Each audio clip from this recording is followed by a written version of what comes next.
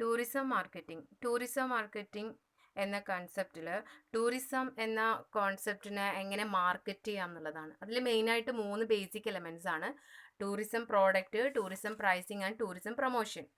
ഇത് മൂന്നുമാണ് ടൂറിസം മാർക്കറ്റിനകത്ത് വരുന്ന 3 കോമ്പണൻസ്. ബട്ട് ഇന്ന് നമ്മൾ ഡിസ്കസ് ചെയ്യുന്നത് ടൂറിസം പ്രോഡക്റ്റ് മാത്രമാണ്.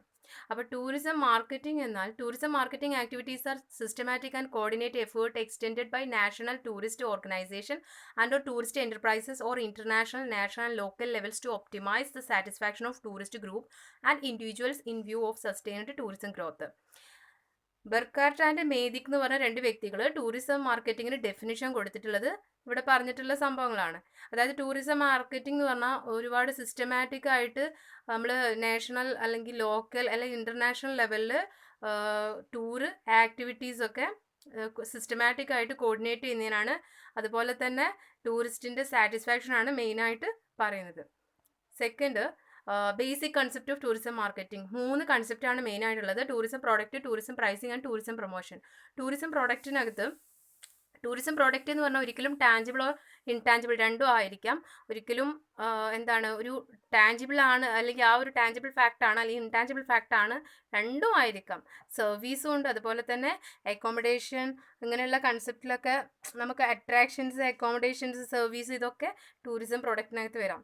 ഈ ടൂറിസം പ്രോഡക്റ്റിൻ്റെ മെയിൻ ഫീച്ചേഴ്സ് എന്ന് പറഞ്ഞാൽ first, highly perishable. Tourism product perishable ആണ്. നമ്മളൊരു ടൂറ് അല്ലെങ്കിൽ ഒരു ഹോട്ടലിലെ റൂം അല്ലെങ്കിൽ ഒരു പ്ലെയിനിലൊരു സീറ്റ് ബുക്ക് ചെയ്ത് കഴിഞ്ഞിട്ടുണ്ടെങ്കിൽ അത് വിൽക്കാൻ പറ്റിയില്ലെങ്കിൽ, അതല്ലെങ്കിൽ ആ സർവീസ് ആരും ഒക്യുപ്പൈ ചെയ്തിട്ടില്ലെങ്കിൽ അതവിടെ പെരിഷബിൾ ആണ്. Second, service product. ടൂറിസം പ്രോഡക്റ്റിൽ മെയിനായിട്ട് സർവീസ് പ്രോഡക്റ്റ് ആണ് വരുന്നത്. അതായത് ടൂറിസ്റ്റിൻ്റെ സാറ്റിസ്ഫാക്ഷൻ ആണ് important element. Service and standard of service sale ചെയ്യുക എന്നുള്ളതുകൊണ്ടാണ് ടൂറിസം പ്രോഡക്റ്റ് എന്നുള്ളതുകൊണ്ട് മെയിനായിട്ട് ഫോക്കസ് ചെയ്യുന്നത്. Next, physical presence of users is important. ഈ ടൂറിസം പ്രോഡക്റ്റിന് ഫിസിക്കൽ പ്രസൻസ് അത്യാവശ്യമാണ്. നമുക്കൊരിക്കലും നമ്മളെ വീട്ടിലേക്ക് ഇങ്ങോട്ട് ഈ ടൂറിസം പ്രോഡക്റ്റ് വരില്ല. ടൂറിസം പ്രോഡക്റ്റ് പറഞ്ഞാൽ ചിലപ്പോൾ റിസോർട്ട് അല്ലെങ്കിൽ ഹോട്ടൽ ഫുഡ് നമ്മൾ അവിടെ പോയിട്ട് കഴിക്കണം, അല്ലെങ്കിൽ റിസോർട്ടിലാണെങ്കിൽ അവിടെ പോയി സ്റ്റേ ചെയ്യണം, അല്ലെങ്കിൽ എൻ്റർടൈൻമെൻറ്റ് അമ്യൂസ്മെൻറ്റ് പാർക്കാണെങ്കിൽ അവിടെ പോയിട്ടത് നമ്മൾ എക്സ്പീരിയൻസ് ചെയ്യണം. അതാണ് physical presence of users important. Next, not homogeneous product. Tourism product are not homogeneous. എല്ലാതും വെറൈറ്റി ആയിരിക്കും. അതുപോലെ തന്നെ എല്ലാതും എന്താണ്, സ്റ്റാൻഡേർഡ് ആൻഡ് ക്വാളിറ്റി എല്ലാ കാര്യത്തിലും എന്താണ്, ഒരു ഹോമോജിനിറ്റി ഉണ്ടായിരിക്കില്ല, ഒക്കെ ഡിഫറെൻ്റ് ആയിരിക്കും.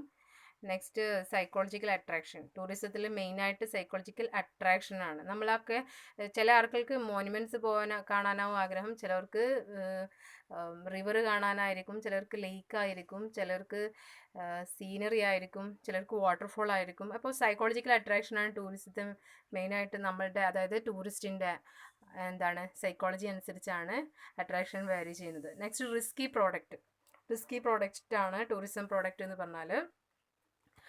അത് നമുക്ക് എന്താണ് അവിടെ പോയി ഒക്യുപ്പൈ ചെയ്യുന്ന വേണം. നമുക്ക് ഒരിക്കലും നമുക്കത് എന്താണ് നമ്മൾ വിചാരിക്കുന്ന സമയത്തൊന്നും നമുക്കത് അവൈലബിൾ ആവില്ല.